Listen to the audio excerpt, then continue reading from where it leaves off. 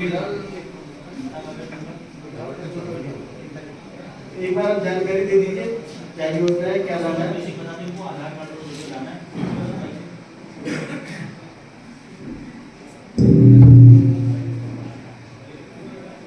Farmer registry camp जो अपने कर रहे हैं, ये अपना जो रेवेन्यू का रिकॉर्ड है उसका तीसरा चरण है। पहले अपने मानो आपको जमाबंदी ऑफलाइन पटवारी देनी पड़ती थी, वो सारी पहले चरण में ऑनलाइन कर दी गई है। दूसरे चरण में जो अपना नक्शा होता था अपन को पटवारी से लेना पड़ता था, वो भी अब ऑनलाइन कर दिया गया है। अब तीसरे चरण में आपको एक तो जैसे आधार कार्ड आपका होता है, आधार कार्ड की तरह आपकी जमीन का आपको एक यूनिक नंबर मिलेगा 11 अंकों का। जैसे आधार कार्ड 12 अंकों का होता है, ऐसे 11 अंकों का कार्ड मिलेगा। आपका नंबर होगा, यूनिक नंबर होगा हर किसान का। अगर एक खाते के अंदर 10 या 12 किसान है तो 10 और 12 का सबका अलग अलग वो एक नंबर होगा। उस नंबर से ही जो अपनी किस्त में आएगी फार्मर रजिस्ट्री की, वो सम्मान किसान सम्मान निधि की जो किस्त है वो फार्मर रजिस्ट्री में जिनका नामांकन होगा उन्हीं को मिलेगी।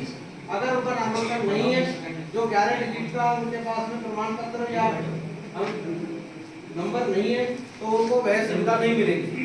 तो आप में से अधिकांश कृषक प्रधानमंत्री सम्मान निधि योजना के अंतर्गत लाभ ले रहे हो, उस लाभ को लेने के लिए इस फार्मर रजिस्ट्री कैंप में रजिस्ट्रेशन कराना आवश्यक है। कृषि विभाग की जितनी भी योजनाएं हैं वो सारी योजनाएं भी आगे जाकर के किसी आपके जो आपको किसान सम्मान निधि का तो पैसा आएगा इसी से, मिलेगा ही नहीं, आपको बंद हो जाएगा पैसा।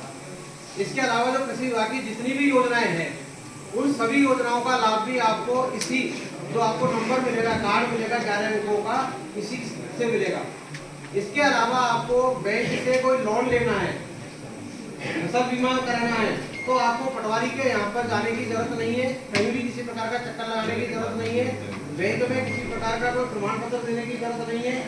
आप जैसे आधार कार्ड नंबर बताते हो, ऐसे आपका जो किसान का एक नंबर मिलेगा, उस नंबर को आप हम बताएंगे, वो कंप्यूटर खोलेंगे, तो उस कंप्यूटर पर आपकी जितनी भी जमीन है, चाहे यहाँ पर राजस्थान और राजस्थान जितनी भी जमीन है, आपके एक ही गाँव में 3 खातों में जमीन है। मान लीजिए एक आपका खुद का खाता है, एक भाइयों के साथ आपका जॉइंट खाता है, एक कहीं से आपने कोई जमीन खरीदी और उसमें आपका कुछ हिस्सा है, तो वो सारी जमीन एक जगह पर आपके एक नंबर से दिखाई देगी। आपको जो बार बार सत्यापन कराना पड़ता है वो नहीं कराना पड़ेगा। अन्य किसी भी प्रकार की जितनी भी योजनाएं आपसे जुड़ी हुई है उन सब का लाभ आपको इस फार्मर रजिस्ट्री कैंप में रजिस्ट्रेशन कराने के बाद मिलेगा।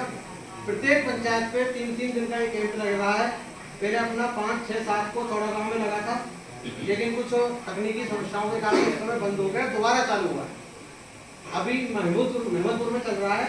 कल अपने मेहमदपुर के अंदर 100 किसानों ने इसमें रजिस्ट्रेशन कराया है, आज 140 किसानों ने कराया है और कल भी वही कैंप चलेगा। उसके बाद अपने खेड़ला में चलेगा, फिर अपने डावरा में है, डिकोली में है, भारती में है, फिर आपका 1 मार्च के बाद में अभी 3 पंचायत लेंगे हम। उसके बाद में महाशय ऊपर से निर्देश आने के बाद आपकी पंचायत का नंबर आएगा, तो आप उससे पहले आपका आधार कार्ड अगर इधर उधर हो रहा है तो उसको सुरक्षित निकलवा लें। आधार कार्ड में आपने देखा होगा जब आधार कार्ड नंबर हम डालते हैं कंप्यूटर पर तो एक OTP आता है, तो OTP के बिना वो आधार कार्ड आगे प्रोसेस नहीं होता, काम नहीं करता।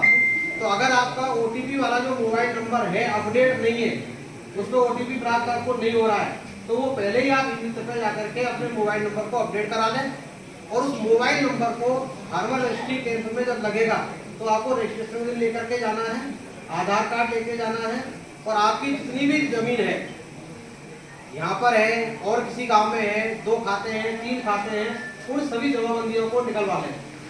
उन जमाबंदी को जिस नंबर पे OTP आएगा उस मोबाइल नंबर को और आपके आधार कार्ड को लेकर के आपको उस कैंप में जाना है। कैंप में जाने पर आपको 3 इसी अटल सेवा केंद्र पर कैंप लगेगा। जो आपके ग्राम विकास अधिकारी है, एक काउंटर पर वो और पंचायत सहायक जो भी ड्यूटी पर रहेंगे वो आपको eKYC के माध्यम से उस मोबाइल नंबर जो आधार कार्ड वाला है OTP देकर सत्यापित करेंगे।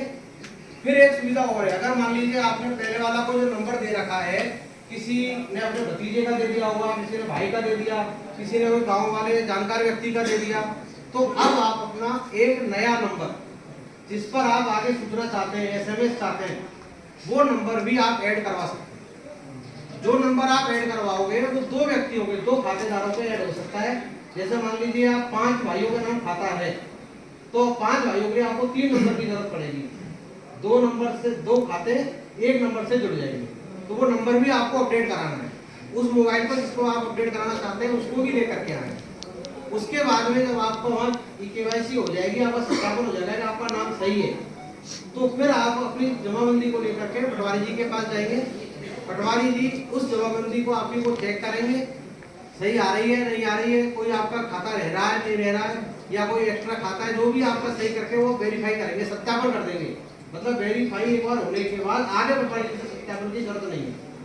फिर उसके बाद में हमने यहाँ ई मित्र के माध्यम से प्रिंटर रखेंगे।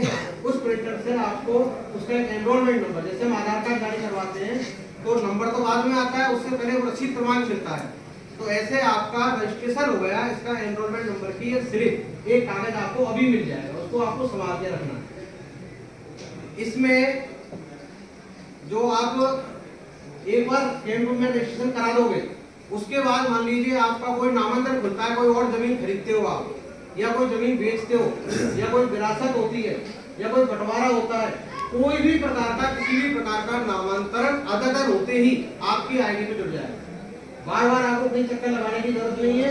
आप उस नंबर को जब भी आप डालोगे तो आपकी अपडेट इवन दैट अगर 5 मिनट पहले भी आपने रजिस्ट्री कराई है और आपका गाँव ऑनलाइन है और 5 मिनट बाद आप उस नंबर से देखोगे तो जो रजिस्ट्री कराई है वो नंबर आपके खाते में जुड़ा हुआ मिलेगा।